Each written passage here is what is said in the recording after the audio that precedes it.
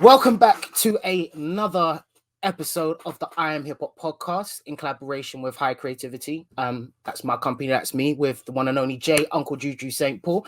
I'm joined by a legend. I think is the best way to really kind of describe you, especially when it comes to the UK hip hop scene and UK and dance, theatre, hip hop collaboration. It's kind of just this whole melee of amazingness. Jonzi D, how you keeping today, there, sir? I'm very good, man. Very, very good. Thank you for that very lovely intro that you gave just there. I call myself a leg end. Okay, well, leg end. So before we roll into the conversation, so once again, as we said, this is the IAmHipHop. So make sure to check out iamhiphopmagazine.com for all your latest on hip hop news and what's going on and what's about. It's regularly updated, and we're all part of this collective to give you the ins and outs of hip hop. Also, you can pick up the IAmHipHop magazine issue 6, which is now out via the hicreativity.net/IAmHipHop magazine, or just click on the partner section, IAmHipHop collection, and you can find it there. And also, you can copy yourself a little bit of merch as well, which all helps us because we're doing this off our own backs, really, to be quite honest with you. And as always, check us out on YouTube, or you can check us out on also your other favorite streaming and platforms. So, for just general podcast listening. So if you're not watching and you're listening, go check this all out with us now. So now I've got all of those bits out of the way. Mr. Legend, Breakin Convention. For people who don't know, which I suppose if you're even here on the IAmHipHop side of things, you probably will know, but for anyone else who doesn't know much, what is Breakin Convention? How did this whole thing start? The beginning of the journey. Okay, so Breakin Convention is the international festival of hip hop dance theatre. And I guess it started as a vision of mine from when I started making what I called hip hop theatre. And I called it that because I guess that's what it was. I was using rhymes and hip hop dance styles to tell narratives theatrically, you know what I mean? And also because it wasn't just dance, because it was lyrical as well, and I had DJ spinning, I just thought hip hop theatre just, sums it all up, you know what I mean? Anyway, I was the only one that was doing it. This is like 1995, you know what I mean? And it felt like an epiphany of an idea to me, you know what I mean? But nonetheless, I was still the only one doing it. And I felt a bit lonely, yeah? And I thought to myself, this shouldn't be like this, you know what I mean? Anyway, I ended up touring to a few places around Europe and America. I did the first hip-hop theatre festival in New York. And basically, I realised that there were other people doing it, you know what I mean? Especially in Europe, France, stick with it. I did a festival in Holland called Breaking Walls, and yeah, there was enough hip-hop inspired work there. So when I got back to London, I spoke to Alistair Spalding, who was head of dance at the Queen Elizabeth Hall, and I said to him that I'm not the only person that does this hip-hop in the theatre stuff. I'd like to program a festival of it. And he was like, yes, Jonzi. When he got the job chief exec at Sadler's Wells, in his first year, he said, Jonzi, do you want to try this thing? So we did it in 2004. We had artists from all over the world, from Korea, from France, from the US, from Canada. You know what I mean? I basically just built the budget, you get me? And just had what I really wanted. We were the first ones to have Crump in the UK, you know what I mean? With Oh, wow. Yeah, man, with the originator of, I guess they called it clown dancing, but Tommy the Clown.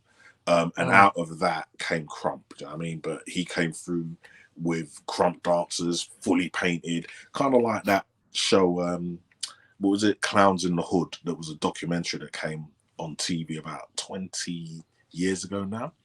Right. But yeah, so it was a banging festival.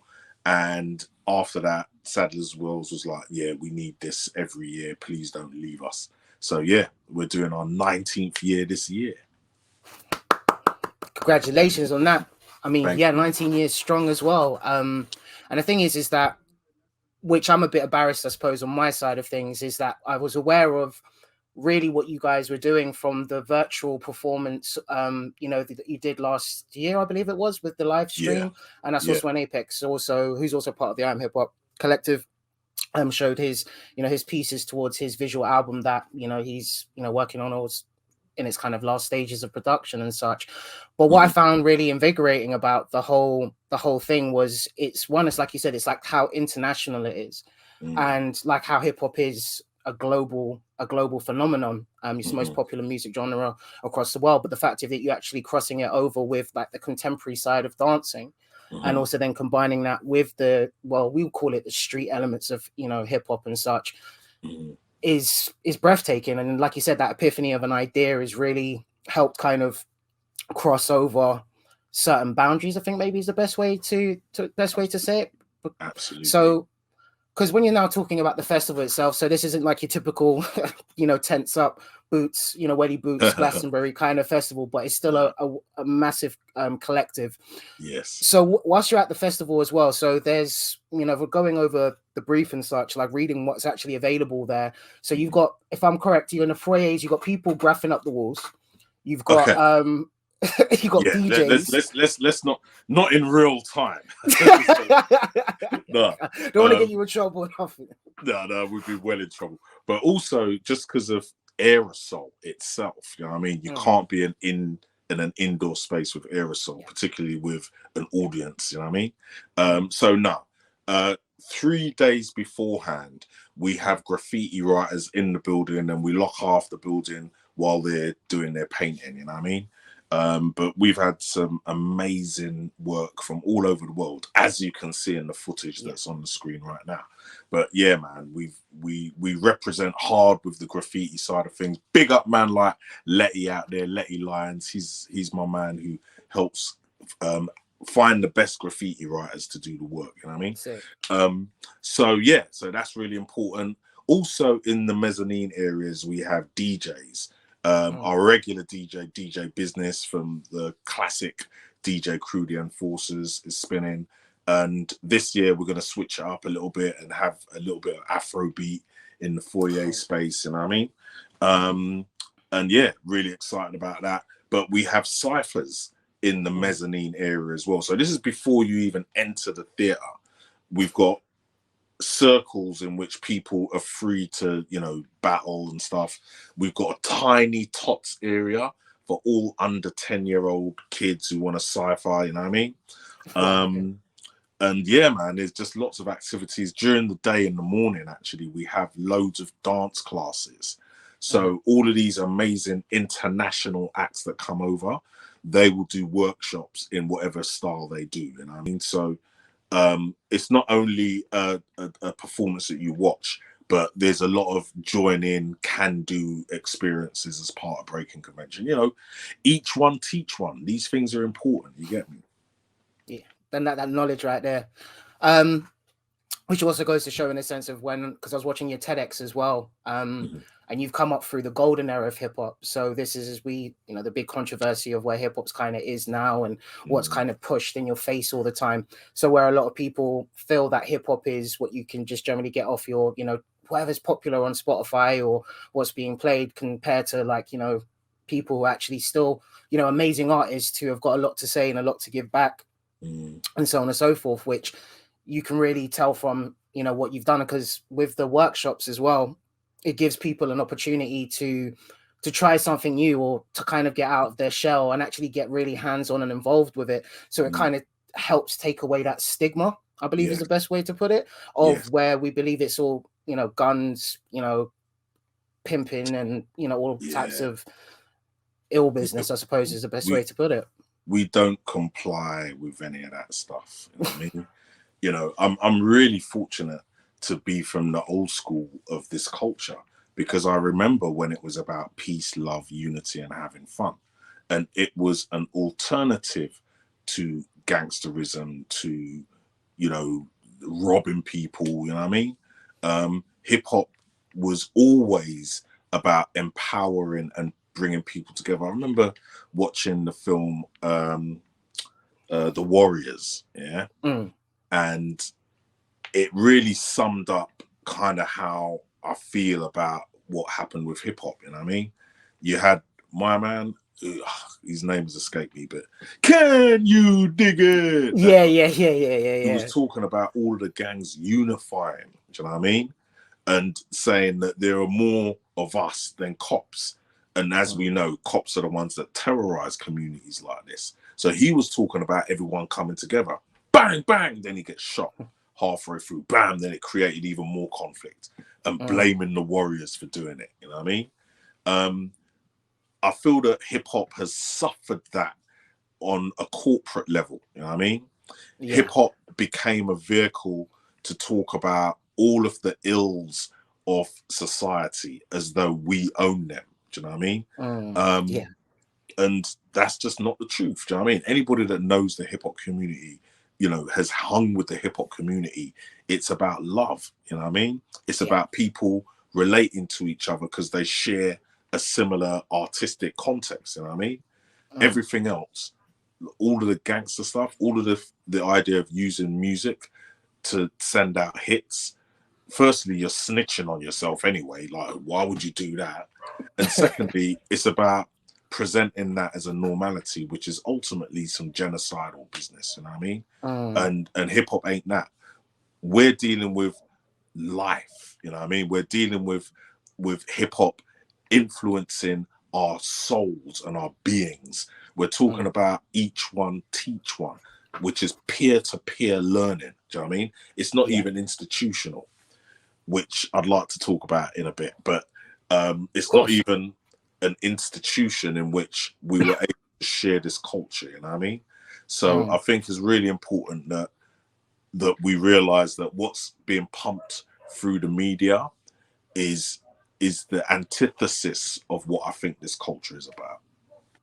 Yeah, and I definitely solidly agree with you because, I mean, just before you jumped on, I was listening to, well, it's like yesterday, I got the irk to listen to some Slum Village, you know, so like I like to dig back to, I mean, you can say it's not to be not aware of kind of new artists and such, and it's not to take away from what the power of hip hop still is and what it brings to people and how it can really change or alleviate your day, or just the fact of listening to someone else's story in such a lyrical way. And then the beats also help with that as well. But it's just the fact of, you know, being able to go to something that isn't consistently pushing the stigma of what's wrong with the world. Like, as we know now, for clickbait and for other reasons, as you've seen it happen with the media quite a lot, where there's certain narratives or people's opinions that get pushed, and because it comes from what they believe is a reliable or trustworthy source, it kind of leads people kind of astray. But then also, as hip hop has always done, is also being a voice for the people, and the voice for the voiceless is the way that I see it as well. So, you know, but it's because of people like yourself who also, you know, ingraining and passing on that knowledge to the youngers. I mean, I didn't realize that you guys had you got an under 10s little cipher, you know, area and such for, you know, to bring that kind of love of hip hop into, you know, people's lives. But that gets me on to asking about, you know, the educational section of Breakin Convention, because you do obviously, it's not just this, you know, international festival, but you guys do really quite a lot. Do you mind just kind of unpacking that a bit? Absolutely. So, as I said, in the tradition of each one teach one, there is a huge professional development and educational side of it. First of all, we've got Breakin Convention, Young People, which is being run by Shady. You might know this MC. Yep. I've worked with her on Lyrically Challenged and MC Angel, with MC Angel as well. So I was with them quite a few years back. Excellent. Well,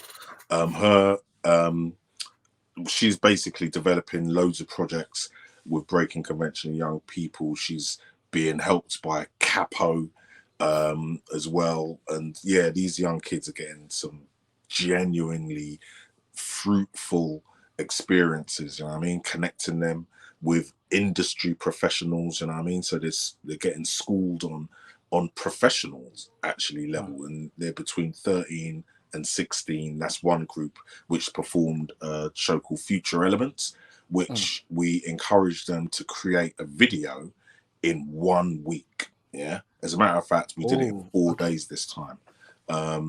So yeah, so that's a really big part of our stuff. Big up Shady and Capo for that.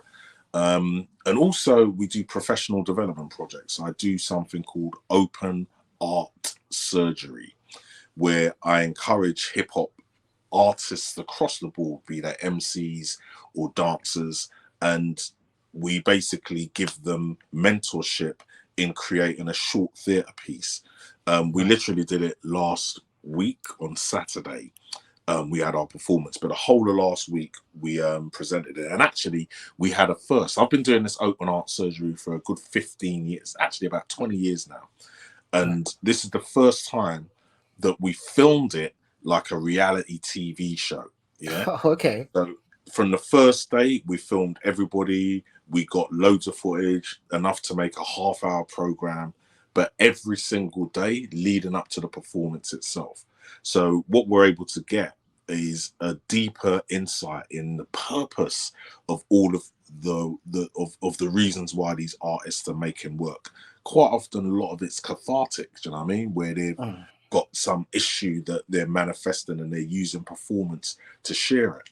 And what's dope about it is that when we show the work, we present it in an audience response context, in that we ask the audience to give us feedback immediately after the piece. You know what I mean? And it's big time fun. It's not stuffy in any way. I'm hosting it, so trust me, it ain't gonna be stuffy. You get me? Say less. But not only that, I guess the big one is the fact that we are going to be moving as Sadler's Wells, the theatre. We're going to be moving to, not moving, we're going to build another building in East London called the East Bank. Yeah. Or so I say, it's part of a load of buildings like the BBC, Victorian Albert Museum,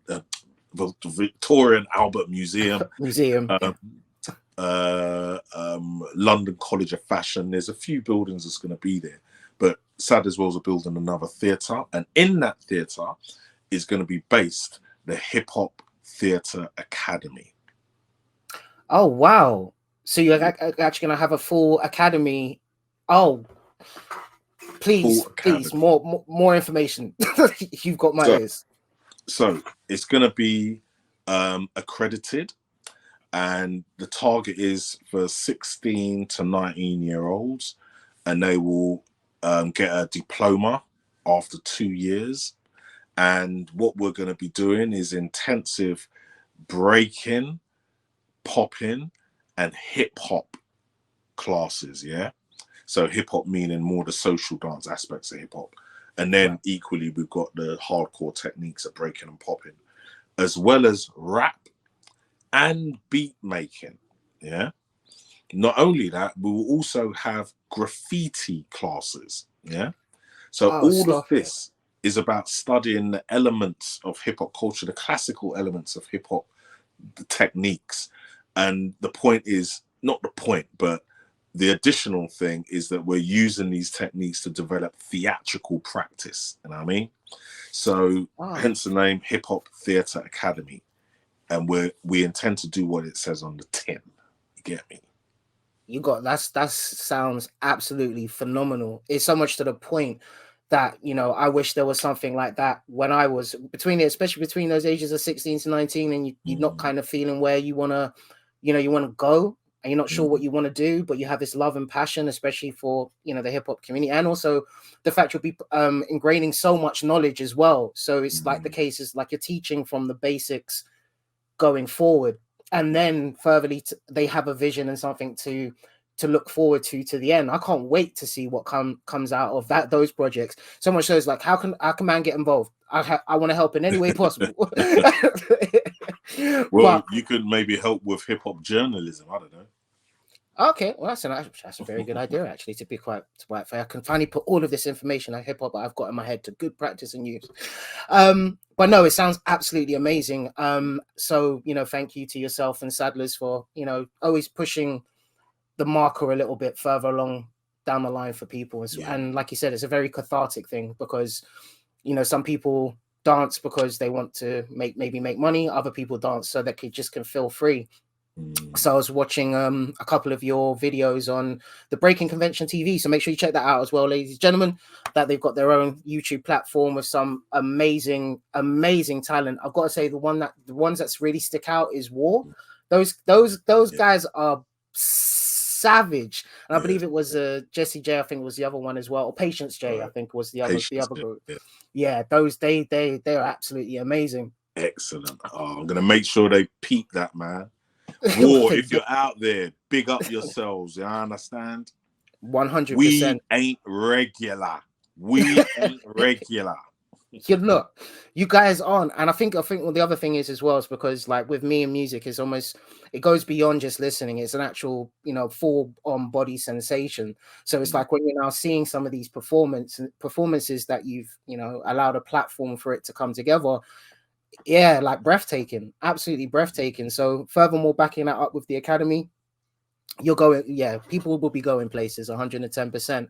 Definitely. I mean, we're sorry to cut you, but I'm looking at the context of theatre, and one of the biggest shows on Broadway in the West End that's just sold out for years is Hamilton.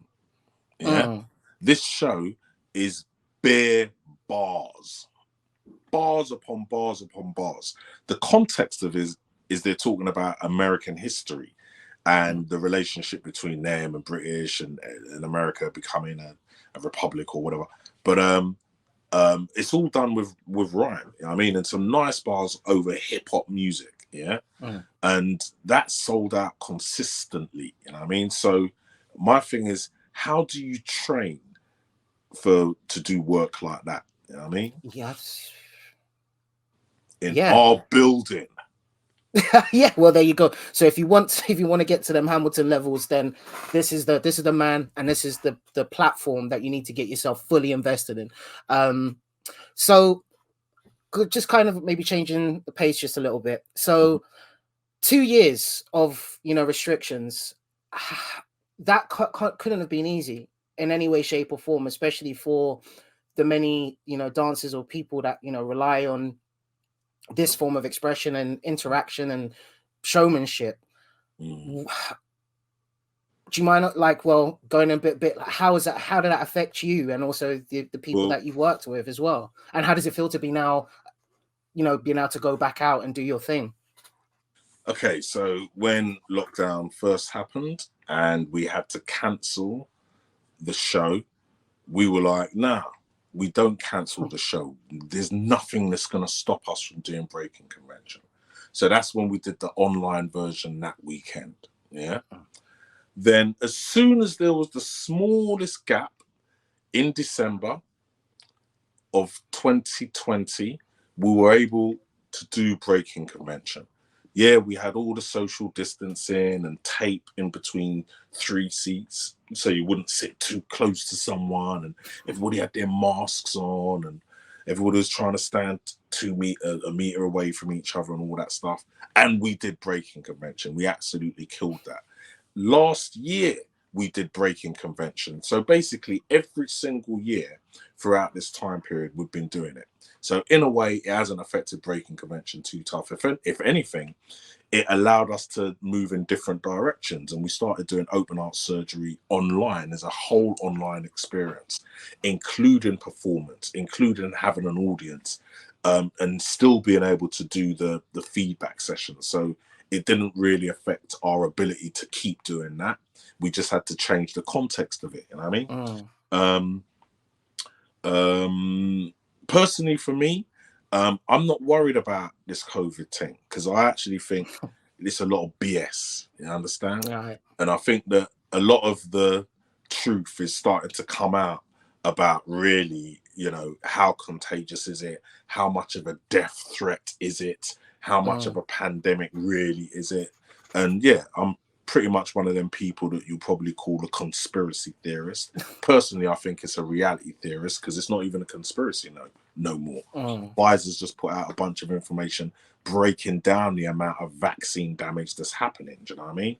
All these people dying of myocarditis and stuff, and they don't even want to look at the connection between that and the vaccine. So for me, I've been really sickened by what's been happening. Really, I think it's been really disgusting how we've been treated as humanity, you know, with this stuff.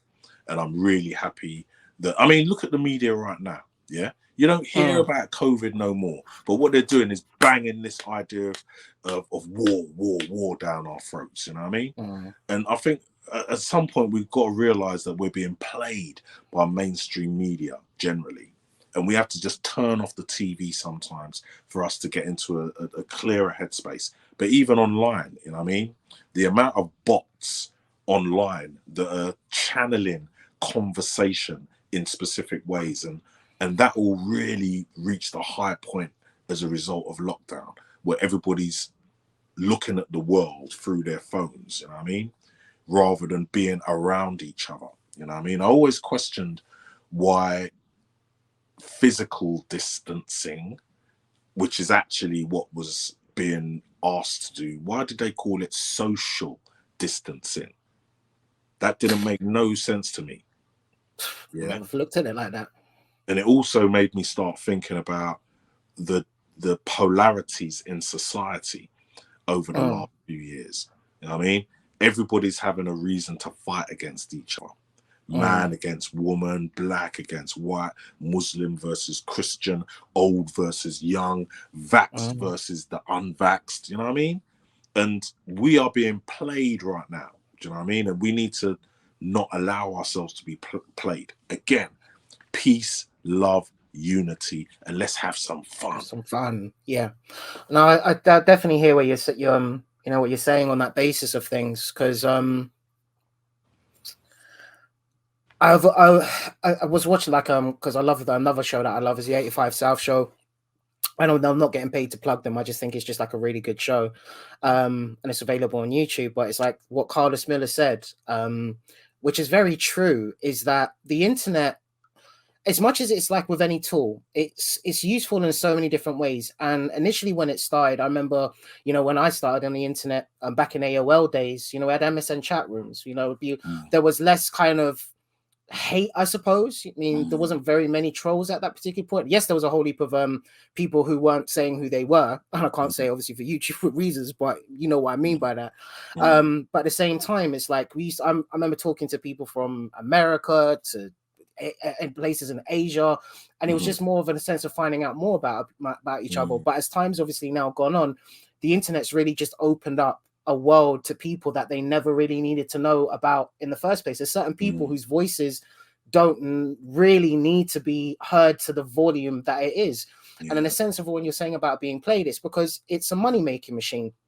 Even when the whole controversy thing with Facebook happened over the last few years, and it came to light that, you know, these companies profit over people's dismay, you know, depression, low self, you know, confidence.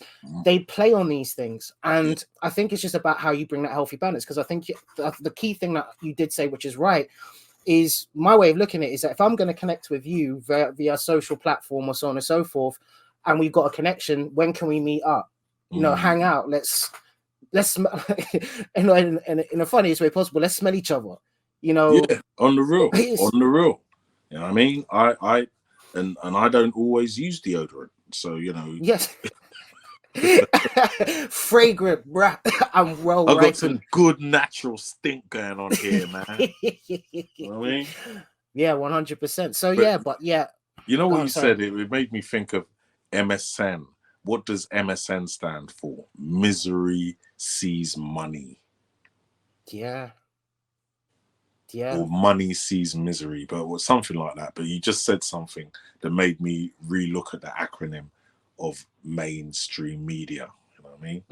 So that's the competition for all of you guys out there. What other things could you look at as MSN? What other things do these acronyms tell us about the world that we're living in today? And I think it's you'll just about get a prize of 2 tickets for Breakin Convention for the cleverest version of MSN. Just email Jonzi D email info@breakinconvention.com. And also, what's your email? Maybe they can add yours to it as well. Just go IAmHipHopmagazine. Simple as, like, you can find all the contact details there, or you hicreativityltd@gmail.com, or you can just jump onto the High Creativity site, and you can go down to the bottom and you will find the contact us section floating at the bottom of the screen. So that's how you can easily get in touch with ourselves there. So you heard it. You got to put two of them. You got to put two of them emails on your answer. You know what I mean? Trust me, you're going to get 2 tickets if you come off nice. Okay, cool. And bear in mind, people, as much as I'd love to be able to enter, this is a fair-based competition. So MSN, what clever acronym can you come up with in the context of what me and Jonzi D literally just done? This feels like more like a radio show. You know them back in the day radio shows? That's what this feels like. That's why I enjoy my job sometimes, to be honest. Yes. So, and you're going to get a ticket anyway, so you don't need to worry about entering the competition. So it's all good. I'm so gonna be there. I can't wait to get. I'm gonna try maybe a couple of the dancing things, a couple of workshops. Hopefully, I don't literally break a leg, but you know, I'm gonna definitely try a thing on that basis of it. So yeah, so now we're here. We are in 2022. I've got a good feeling about this year, and you've got an amazing lineup from what I've read, and you've even got the first premieres of a couple new performers. Was it new performers the best way to put it? But yeah, man, I guess premieres are people that have not performed here before. So yeah. So yeah, man, let's unpack that. So we have, maybe we can start, well, because I suppose even at this time, but you've got a Ukrainian contortionist and dancer, is it Katie Luzan? Kate Luzan. Kate Luzan, sorry. And so I hope that she's coming. Right, because she's got a very good excuse if she didn't come. So she's based. So I'm guessing, yeah. So she's based. I would have hoped that she would have been maybe over by now, but no. I mean, people don't come over for the festival. You know, it's usually 2 or 3 days. You know what I mean? Oh wow! Prior to the festival, she's based in Ukraine, and we've been in contact, and she's in a safe place. That's all that she's told us. So yeah, we're gonna just see how it goes. But she's an amazing, beautiful dancer, and I just wish her the very best. Yeah, 100%. So yeah, just once again, Kate, just stay safe, and yeah, hope our prayers go that you will be able to come over and show us your performance. And now we've not trying to be a bit harsh, but obviously moving on just a little bit to the other performances. So you've got Nick Power, who's also doing his piece between Tiny Cities. Do you mind? Yeah, Nick is a b-boy from Australia. He's been, old school b-boy and stuff, and he started focus on theatre as an outlet for his understanding of hip hop and his creativity. And he's working with 2 dancers, I believe. One is Vietnamese and one's Cambodian, I think, and one of them's based in Australia. And they're doing this duet in the round. So it's not actually in the main house, but it's in the Lillian Bader studio, but it's set up in the round. And yeah, the audience stands in the circle. So he's referencing, classic hip hop context, but he's definitely doing theatre with it. But that's definitely going to be a highlight. I suggest you all see it. That sounds absolutely dope. And then you've got Companion Naya. I'm really not great Company Naya. Is it Company? Oh, okay. Yeah, but you got to say it in a French way. You get me? So. Oh. Compagnie. But yeah, Company Naya. This show is amazing. They're going to be on the main stage on the Friday night. So they open Breakin Convention with a masterpiece of hip-hop dance theatre. Basically, it's one of the best pieces I've seen for a while.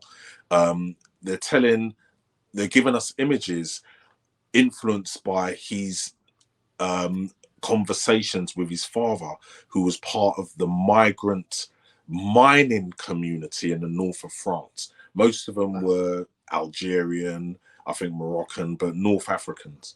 And the story of how desperate they were for work and what they did underneath the mines. it literally is an underground hip hop theater piece, you know what I mean? But really well made, very sensitively done, and very highly technical, you know what I mean? Like proper hardcore b-boys and poppers. But yeah, it's a beautifully poetic piece.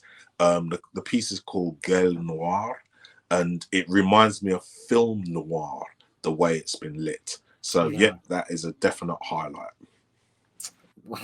Yeah, that actually does sound really quite intriguing as well. And I like I like noir films as well. Mm-hmm. Showing maybe my age just a little bit, but the whole black, I've always loved the black and white aspects of things. Even with like photography, is just there's like a certain depth of it. We see in color, but to see things in black and white, the tones and the shades and such, it's just kind of a bit more of an expression to me. But that's my own personal preference. Don't hate me on this. Cancel culture is already too much of a big thing. So other than these amazing performers, what else can we look forward to other than the foyer activities and getting involved? So poetry, we're gonna have Jessica Care Moore.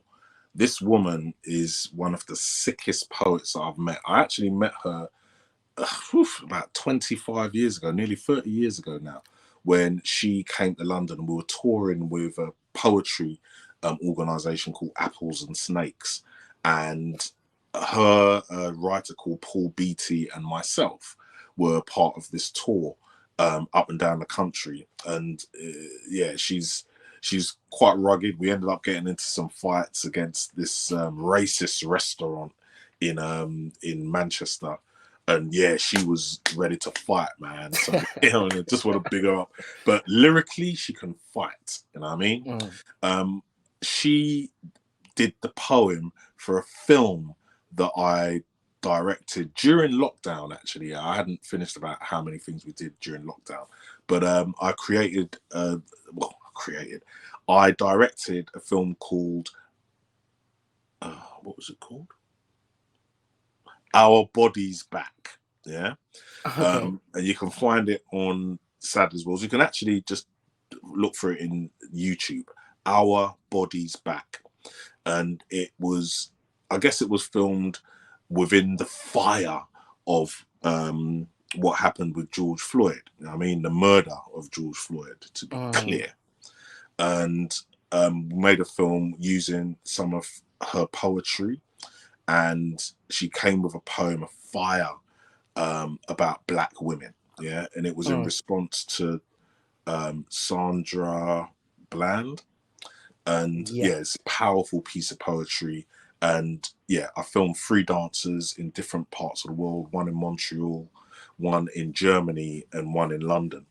And it's absolutely incredible. But anyway, that's Jessica Care Moore. Check her out online. She's going to be doing Breakin Convention with one of the dancers, a woman called Axel Munezero. So she's going to come over from, Jessica's coming from Detroit. Axel is coming from Montreal. And Soweto Kinch is going to be playing saxophone. And he's going to be coming from Birmingham. So that particular piece is going to be amazing. You might have heard of Soweto Kinch. She's an amazing MC, battle MC, who also makes the sickest beats and plays saxophone. Excel is an amazing whacker, that style where you use your arms a lot. And yeah, she's very powerful. So I'm very excited about that in particular. Also because the poetry community who will know about this woman, hopefully you'll come to Breakin Convention as well. Well, we'll try. We'll get the word out. I think that's the best thing we can do on that basis. So we got poetry. You got it's the spoken word aspect of it all. I don't think you left any stone uncovered when it comes to this at all, Jonzi, in any way, shape, or form. But I'm really excited for it, to be really honest, and especially as things are starting to get back to quotations, normality and that. But yeah, it's been a real struggle, especially for the creative community over this whole pandemic, whichever way you want to describe this whole situation.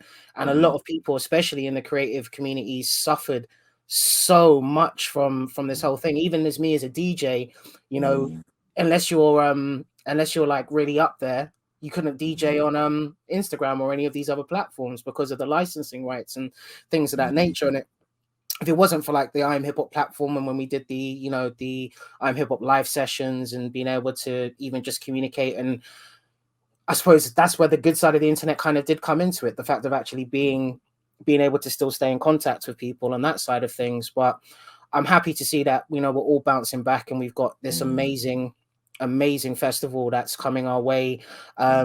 Towards it's the end of April, beginning of May, if I'm not giving a sec. That's Yeah, it. It's the very end of April. I think 29th and 30th of April, and then the 1st and 2nd of May. On the 2nd of May, we have got the Park Jam, the return of the Park Jam. It happens in Sparfields Park, which is just down the road from Sadler's Wells, and we're going to have a music stage.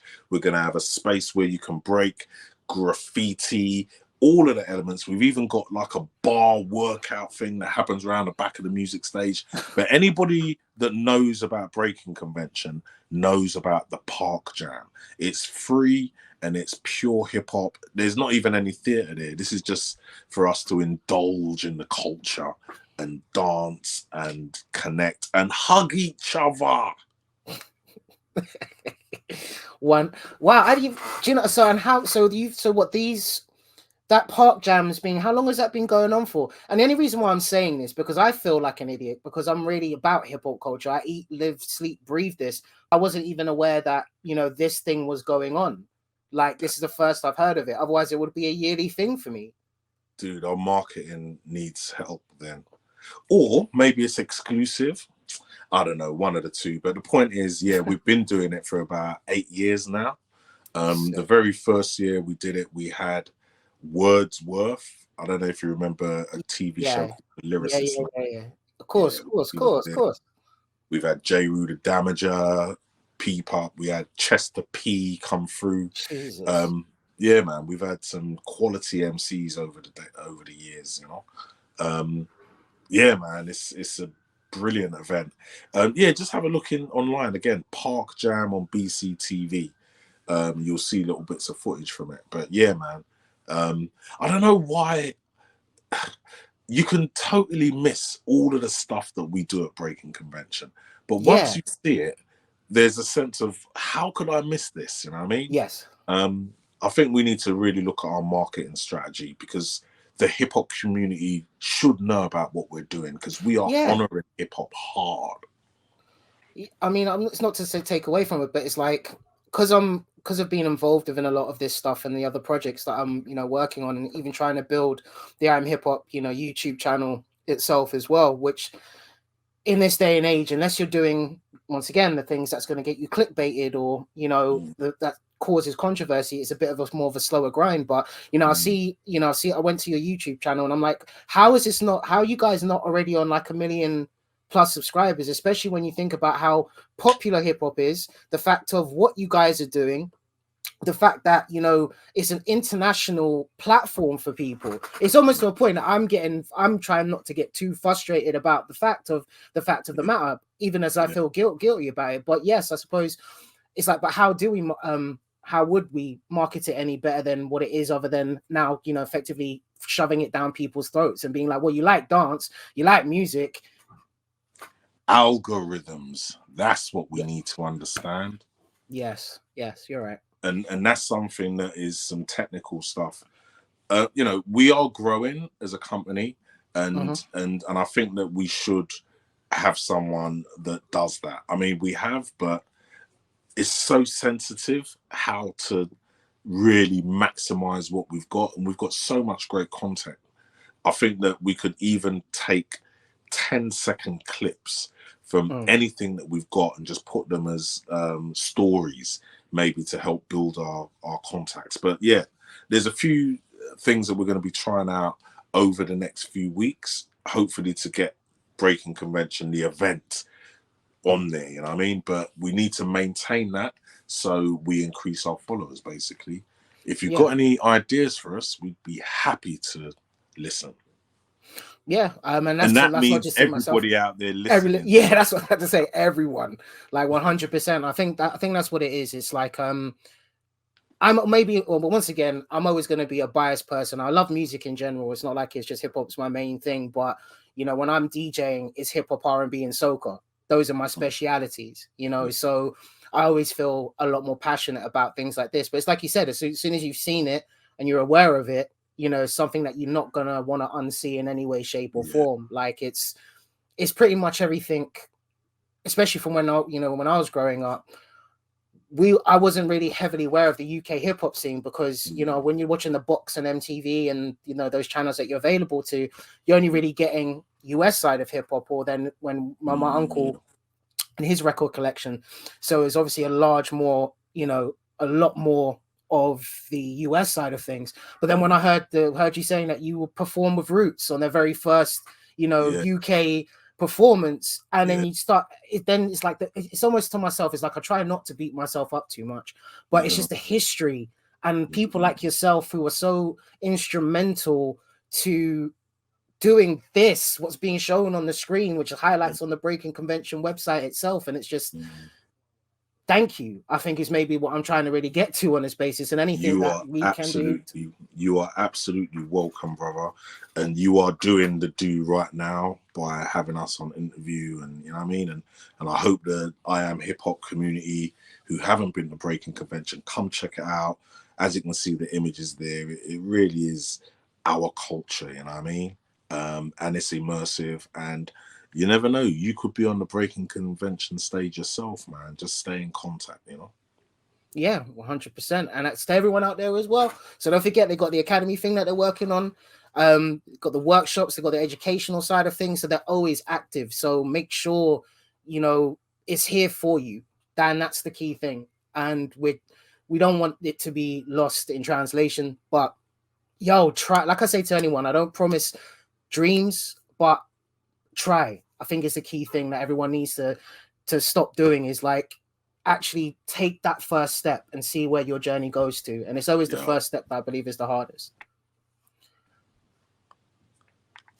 So for some reason I can't hear you anymore because I got a phone call come through and now it's just messed me up. Okay, let me see what I can do.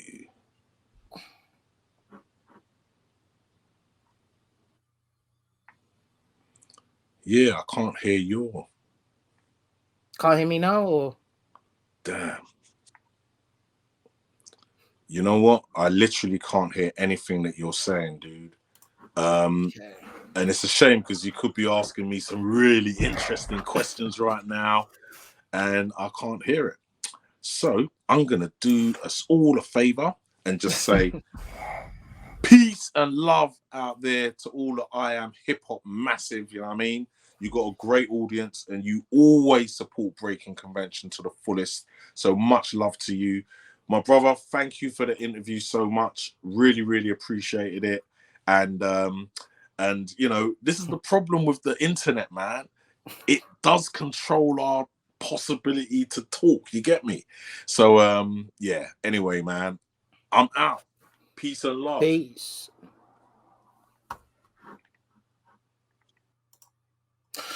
So yeah, ladies and gentlemen, so we're going to wrap up this episode. Unfortunately, technical difficulties, as you've clearly heard, these things definitely do happen in this particular world of internet podcasting and not being able to physically be there, like we was talking about in the conversation. But yeah, make sure you go check out Breakin Convention. And as he said, the MSN, come up with a clever acronym. We'll get you 2 free tickets. That's out to that as well. So like I said, hicreativity.com, or just go to the High Creativity, search it up on your Instagram, Facebook, send me a message, or better yet, you can also contact us through IAmHipHop magazine as well. But other than that, peace, love, and all that good stuff. And I hope you enjoyed the episode. See you again soon. I'll speak to you again soon. Whichever one. Peace.